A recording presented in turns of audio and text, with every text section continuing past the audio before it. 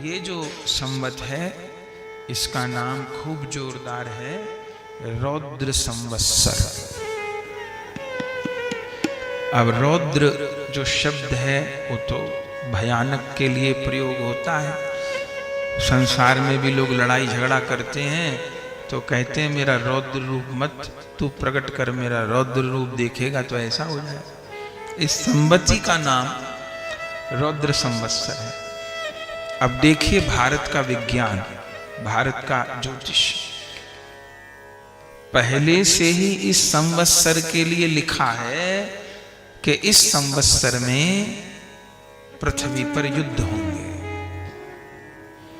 इस संवत्सर में भयानक युद्ध होंगे और पृथ्वी पर खूब उपद्रव होंगे, नरसंहार होंगे। पृथ्वी माने संसार में जिसको संकट कहते हैं ऐसे संकटों से ग्रस्त रहेगी। राजनीतिक फेरबदल उठापटक भी खूब होगा, जनमानस का जीवन भी प्रभावित होगा। अब देखिए ये संवत्सर के लिए कब से लिखा है भारतीय ज्योतिष, भारतीय विज्ञान। आदमी देखे ना कब से लिखा है इस संवत्सर के लिए। और देखिए संवत्सर आने को हुआ, जो जो लिखा है वही वही धरती पे होने लग गया कि नहीं। ये जो ईरान और इजराइल और अमेरिका का युद्ध हो रहा है ये कहां तक पहुंचेगा इसकी तो कोई सीमा नहीं है। ना वो उधर से पीछे हटने को तैयार है, ना वो उधर से पीछे हटने को तैयार है। और जो जीवन उपयोगी वस्तुएं हैं आज के समय में गैस, तेल, इन सब की आगे की कुछ प्रतिकूल व्यवस्थाएं होती जा रही हैं। तो संवत्सर का जो प्रभाव है वो पृथ्वी पर दिखाई देता है। बड़े पैमाने पर राजनीतिक हलचल होंगी, वो भी दिखाई पड़ती हैं। बहुत स्पष्ट रूप में कहें तो ये जो रौद्र संवत्सर है इसका शुभ फल नहीं शास्त्र में लिखा हुआ है। साफ साफ बात है, हर वर्ष का एक फल होता है, तो ये रौद्र संवत्सर का शुभ फल नहीं है। इसके राजा बृहस्पति हैं, इसके मंत्री मंगल हैं। जो जानते हैं, इस विधा के जानकार हैं। अच्छा, हर बार नवरात्रि में ये भी होता है कि देवी किस वाहन पर आ रही हैं। वो सिंह पर आ रही हैं, वृषभ पर आ रही हैं। इस बार जो देवी का आगमन है वो पालकी में आगमन है, तो उसको भी शास्त्रीय दृष्टि से शुभ मनीषी जन स्वीकार नहीं करते। लेकिन भले संवत्सर का कोई भी ज्योतिष गणना से प्रभाव हो, लेकिन ऐसे समय में जब आज ये संवत्सर प्रारंभ हो रहा है तो प्रभु कृपा करके हमको कितना पवित्र अनुष्ठान दे दिए, अपने जीवन के सारे अमंगलों को दूर करने के लिए, वर्तमान के अमंगल को भी दूर करने के लिए, भविष्य के अमंगल को भी दूर करने के लिए, अपने हर अनिष्ट का निवारण करने के लिए प्रभु हमको कितना पवित्र अवसर दे दिया। गंगा जी अविरल निर्मल प्रवाहित हैं, सामने हमको गंगा जी का दर्शन हो रहा है। आप सब तो गंगा जी की गोद में ही बैठे हैं।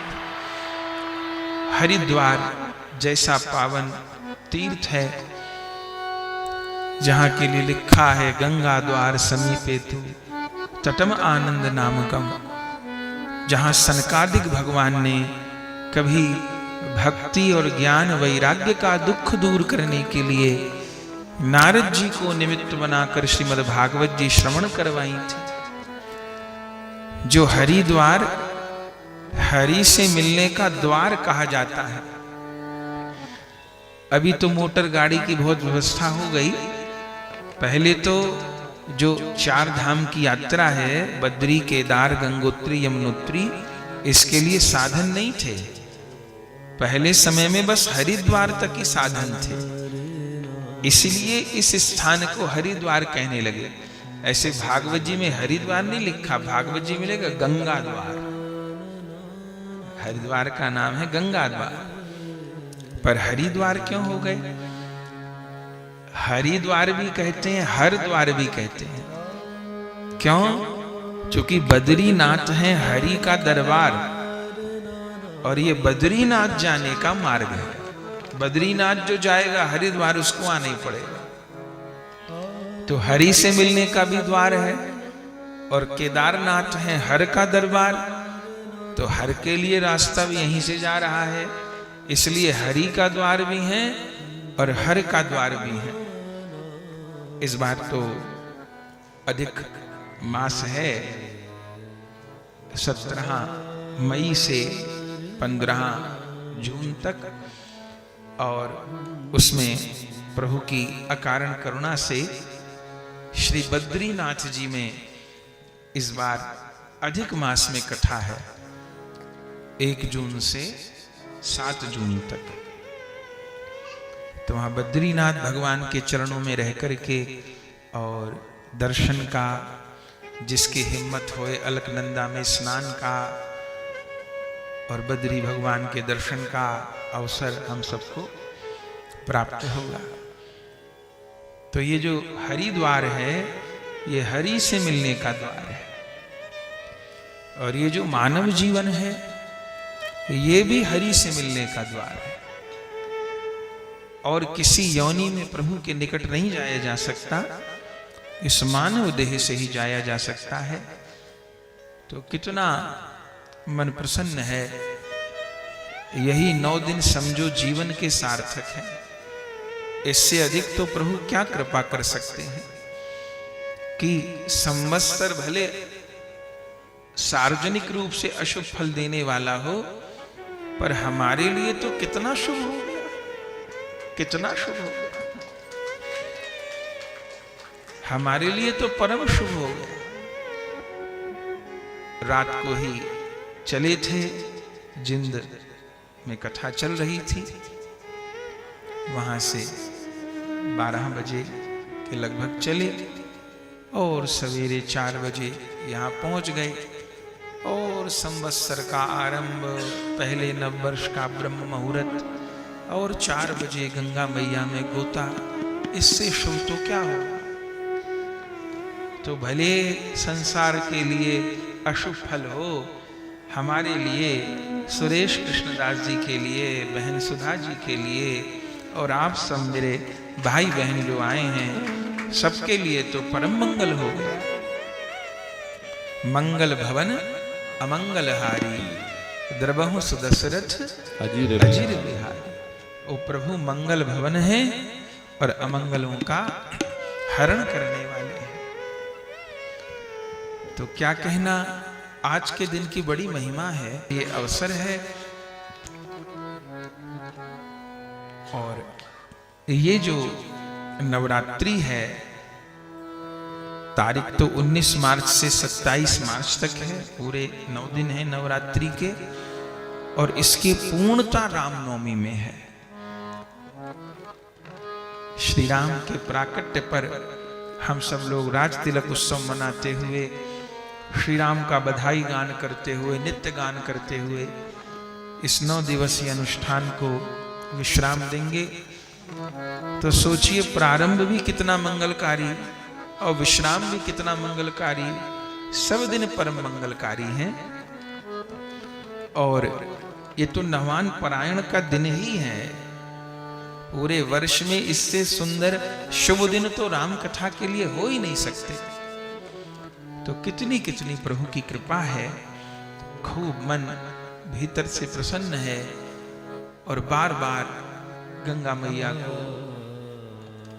सिया राम जी को, माँ दुर्गा को, सब संतों को धन्यवाद तो क्या दें, वो तो हमारे अपने ही हैं। बस उनकी कृपा को प्रणाम करते हैं। कितनी कृपा, कितनी कृपा, कितनी कृपा। जिसको अपना जीवन धन्य करना हो, उसके लिए इससे अधिक सुयोग तो प्राप्त नहीं हो सकते। बाकी तो खाते पीते सोते रोते जिंदगी जा ही रही है, सार्थक तो यही है। तो इन 9 दिन में श्री रामचरितमानस जी के आश्रय में श्री राम कथा का रसास्वादन हमको करना है।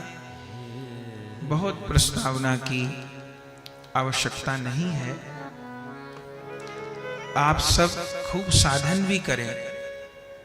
9 दिन में जो रुके हैं, कथा तो होगी ही। प्रतिदिन 2 बजे से 6 बजे तक का समय निश्चित किया गया है। उसी समय अंतराल में कथा होगी। आज प्रथम दिन होने से यात्रा भी थी, कुछ विलंब हुआ, तो कथा तो श्रवण करनी ही है।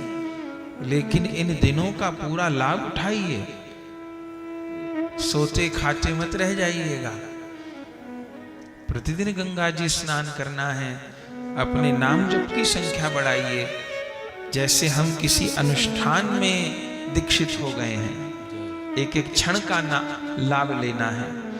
और जितनी देर सोना आवश्यक है उतनी देर सोइए, बाकी नाम जप करिए। यदि साथ में श्री रामचरितमानस जी का आप पारायण कर सकते हैं तो प्रयास करके करिए, कोई बहुत कठिनाई नहीं है।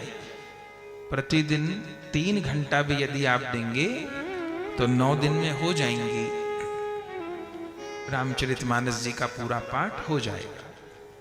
2.5-3 घंटा, जिसको अभ्यास है तो और जल्दी हो जाएगा, न तो 3 घंटे में बोल बोल के ना पढ़े, धीरे धीरे पढ़ते चले जाएं। संपुट अपनी इच्छा से भी लगा सकते हैं, अन्यथा मंगल मूर्ति मारुत नंदन सकल अमंगल मूल निकंदन, ये संपुट बहुत अच्छा है। तो ये संपुट लगा सकते हैं। तो रामचरितमानस जी का नवान पारायण आप कर सकते हैं। भागवत जी में अधिक निष्ठा हो तो भागवत जी कर सकते हैं। पूरा रामचरितमानस जी का पाठ आपको लगे नहीं कर पाएंगे शरीर की किसी बाधा के कारण, तो 9 दिन प्रतिदिन सुंदरकांड का पाठ करिए। गंगा जी में प्रतिदिन दीप दान करिए। दुर्गा सप्तशती के पाठ की जिनको योग्यता है वह सप्तशती का पाठ कर सकते हैं। पूरी सप्तशती का पाठ ना हो तो सप्तशती में सिद्ध कुंज का स्तोत्र है, तो वो पाठ छोटा है और पूरी सप्तशती का लाभ उससे प्राप्त होता है। वो भी ना हो सके तो दुर्गा नाम माला है, उसमें देवी दुर्गा के 32 नाम है, तो वो तो 1-1.5 मिनट में हो जाए। उसके इन दिनों 108 पाठ कर सकते हैं। कहने का अर्थ ये है कि ये जो दिन हैं ये अनुष्ठान के दिन हैं, चूके ना, अधिक से अधिक लाभ लेना है। नाम जप तो सर्वोपरि है, इसमें तो कोई बात है ही नहीं। अधिक से अधिक नाम जपें, पर कोई पाठ का नियम भी लेकर के रह सकते हैं। गंगा जी के तट पर बैठ करके जप करिए, तो सबको लाभ लेना है। और देवी दुर्गा की कृपा प्राप्त करने के ये विशेष दिन है। उन देवी दुर्गा की आराधना तो स्वयं सीता जी ने की है, जबकि वो स्वयं ही उद्भव स्थिति संहार कारणीं क्लेशहारिणीं सर्वश्रेयस्करीं सीताम नतो हम राम वल्लभाम। लेकिन वो जानकी जी भी गौरी की स्तुति करती हैं। श्री रुक्मणी जी ने भी गौरी की स्तुति की है।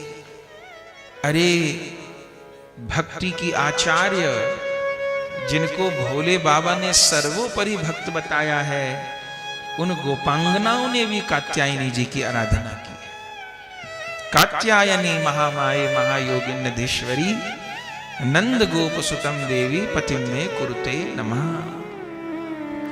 तो सप्तशती का भी स्मरण जितने अंश में हो सकता है करें। और गोस्वामी तुलसीदास जी तो बहुत सरल कर दिए। सप्तशती के पाठ में योग्यता चाहिए, संस्कृत के जानकार नहीं है, देवी दुर्गा क्षमा नहीं करती, शब्द ऊपर नीचे हो जाए तो दंड भी मिलता है। पर गोस्वामी तुलसीदास जी बहुत दया कर दिए। श्री रामचरितमानस में बाल कांड दोहा संख्या 235, दोहा संख्या 235। इस दोहा संख्या 235 के 4 चौपाई ऊपर की और 3 चौपाई नीचे की, संग में दोहा। ये 7 चौपाई आप ऐसा समझ लीजिए कि रामचरितमानस की सप्तशती है। वो संस्कृत वाली सप्तशती जिसमें योग्यता हो वो करे, लेकिन समय तो लगता है। जिन ब्राह्मणों को अभ्यास होता है उनको भी संपुटित पाठ में 3 घंटा तो लग ही जाते हैं, अभ्यास नहीं हो तो बहुत समय लग जाए। लेकिन ये जो श्री रामचरितमानस वाली जो सप्तशती हैं, एक तो इनमें सबका अधिकार है, कोई करे, बालक बूढ़ा माता बहन कोई करे, और बड़ी सरल हैं और बहुत छोटी सी हैं, केवल 7 चौपाई हैं सप्तशती, और फल उन्हीं दुर्गा सप्तशती के पाठ के बराबर है। तो हम लोग आज ऐसे भी प्रथम नवरात्र है, शैलपुत्री, एक तो देवी की स्तुति है, दूसरा श्री जानकी जी के मुख की है, किसी सामान्य व्यक्ति की मुख की नहीं है। सीता जी ने ये स्तुति की है, और किस लिए की है? भगवान की प्राप्ति के लिए, श्री राम की प्राप्ति के लिए। तो इससे बढ़िया नवरात्र तो हम लोग कहाँ मना पाएंगे। तो पहले सभी लोग साथ साथ और फिर 9 दिन रोज इसका पाठ करा करेंगे। प्रारंभ में कीर्तन के समय रोज ये स्तुति हम लोग पाठ किया करेंगे। आज से ही प्रारंभ करते हैं। दोहा संख्या 235 के ऊपर 4 चौपाई प्रारंभ करते हैं।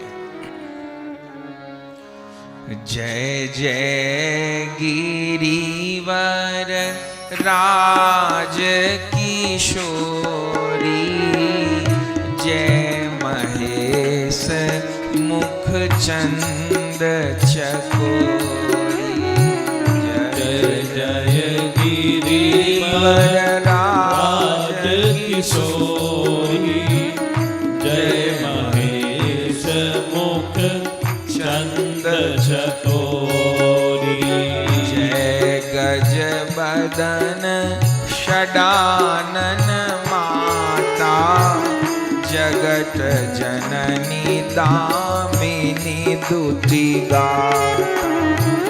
जय गज बदन षडानन माता, जगत जननी दामिनी दुति गाता।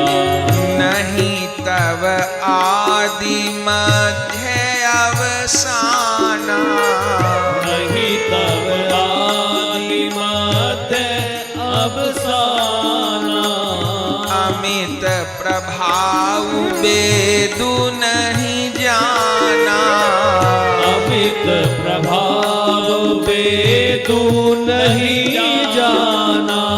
भव भव विभव पराभव कारिणी, भव भव विभव पराभव कारिणी, विश्व विमोहिनी स्वबस विहारिणी, विश्व विमोहिनी स्ववस विहारिणी।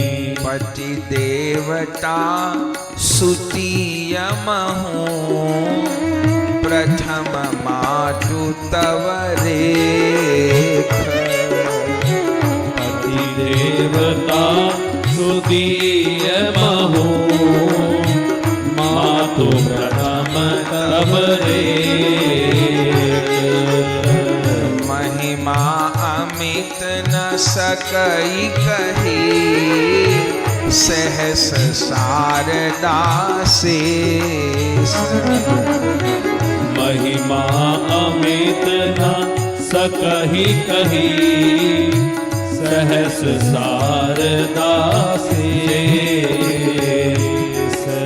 सेवत तोहि सुलभ फलचारी, सेवत तोहि सुलभ फलचारी।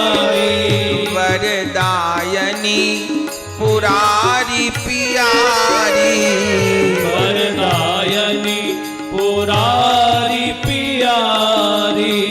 देवी पूजी पद कमल तुम्हारे, देवी पूजी पद कमल तुम्हारे। सुर नर मुनि सब होई सुखारे, सुर नर मुनि सब होई सुखारे। मोर मनोरथ जानउनी के, बसई सदा उरपुर सबरी। मोर मनोरथ जानहु नीके, बसहु सदा उरपुर सबरी के। जय जय गिरिवर राज किशोरी, जय महेश मुख चंद चकोरी। जय जय गिरिवर राज किशोरी, जय महेश मुख चंद्र चकोरी। जय गजवदन षडानन माता, जगत जननी दामिनी दुतिगा। जय गजवदन षडानन माता, जगत जननी दामिनी दुतिगा। आहा, हो गया सप्तशती का पाठ। 7 चौपाई है। क्या कहती हैं जानकी जी? जय जय गिरिवर राज किशोरी। गिरिवर माने पर्वत राज, हिमालय राज। तो पार्वती जी किसकी बेटी हैं? पर्वत की बेटी हैं, इसलिए पार्वती कहते हैं। तो जय जय गिरिवर राज किशोरी, हे पर्वत राज की पुत्री। जय महेश मुख चंद चकोरी, आप अपने स्वामी महेश के, शिव के मुख को ऐसे दर्शन करती हो जैसे चकोरी चंद्रमा का दर्शन करती है। जय महेश मुख चंद चकोरी। और जय गज बदन षडानन माता, आपके 2 पुत्र, और दोनों ऐसे पुत्र सारे जगत का कल्याण करने वाले। एक तो गजवदन, जिनके बिना कोई मंगल कार्य ही ना हो सके, और दूसरे षडानन, एक जिनका मुख गज के जैसा, एक जिनके 6 मुख। जय गजवदन षडानन माता और जगत जननी। आप केवल गणेश जी और कार्तिकेय जी की माता नहीं हो, आप हम सब की माता हो। आप तो जगत जननी हो। जगत जननी दामिनी दुति गाता। आपके श्रीअंग से दामिनी के समान, बिजली के समान प्रकाश व्याप्त होता है। और मां नहीं तब आदि मध्य अवसाना, आपके कोई आदि को भी नहीं जान पाया, मध्य को भी नहीं जान पाया, और आपके अंतिम छोर को भी कोई नहीं जान पाया। नहीं तब आदि मध्य अवसाना, अमित प्रभाव वेद नहीं जाना। आपके अमित प्रभाव को तो वेद भी नहीं जानते। भव भव विभव पराभव कारिणी, आप इस जगत को रचने वाली हो, इस जगत का पालन करने वाली हो, और इस जगत को अपने में समेटने वाली हो। भव भव विभव पराभव कारिणी, विश्व विमोहनी स्वबस विहारिणी। बहिरंगा माया के रूप में इस सारे विश्व का मोहन करने वाली हो, और अपनी इच्छा से ही स्वतंत्र शक्ति हो करके विहार करने वाली हो। पति देवता सुतीयम हो, जो पतिव्रताएं अपने पति को परमेश्वर मान करके प्रणाम करती हैं, उनमें मातु प्रथम तव रेख, आप प्रथम स्थान पर आती हो। अब महिमा अमित न सकहि कही सहस शारदा शेष। आपकी महिमा को मैं सामान्य मनुष्य तो क्या गाऊंगा, सहस शारदा, 1000 सरस्वती जी और 1000 शेष, वे भी आपके यश को नहीं गा सकते। महिमा अमित न सकहि कही सहस शारदा शेष, और सेवत तो ही सुलभ फलचारी। आपकी सेवा करके सेवा करने वाले को चारों फल, धर्म अर्थ काम मोक्ष, सेवत तो ही सुलभ फलचारी, वरदायनी पुरारी प्यारी। आप वरदायिनी हो और पुरारी की, भोलानाथ की परम प्रिया हो। ऐसा नहीं होता कभी कि कोई आपका स्मरण करे, आपसे सहायता मांगे और आप उसको निराश कर दो। आपकी उपासना सत्य फल देने वाली है, शीघ्र फल देने वाली है। वरदायनी पुरारी प्यारी, और देवी पूजी पद कमल तुम्हारे, सुर नर मुनि सब होई सुखारे। आपके चरणों को केवल मनुष्य नहीं, सुर नर मुनि देवता भी आपके चरण कमल को पूजते हैं। जिस समय महिषासुर का आतंक फैल गया और किसी भी देव के द्वारा असुर का विनाश नहीं हो रहा था, तब सब देवताओं ने परा अंबा का तो आह्वान किया था, और फिर आप प्रकट हुई थी। तो आप मनुष्यों का संकट दूर करने वाली ही नहीं हो।